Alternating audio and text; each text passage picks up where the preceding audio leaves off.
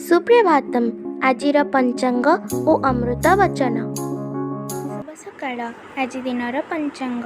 आज श्री श्वेतवराह कल्पर वैवस्वत मन्वंतर द्वितीयपरार्ध दक्षिणायन शरत ऋतु आश्विन मास कृष्णपक्ष द्वादशी तिथि रविवार चुकाप्त 5126 विक्रम संवत 2081 सेप्टेम्बर मासर 29 तारीख।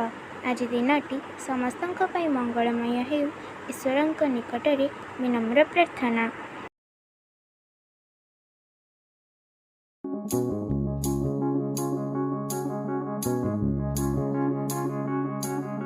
मिथ्या द्वारा कौनसी पदार्थ बा विषय को प्रमाण करा जाई न पारे, सत्य द्वारा ही प्रमाण करा जाई थाए।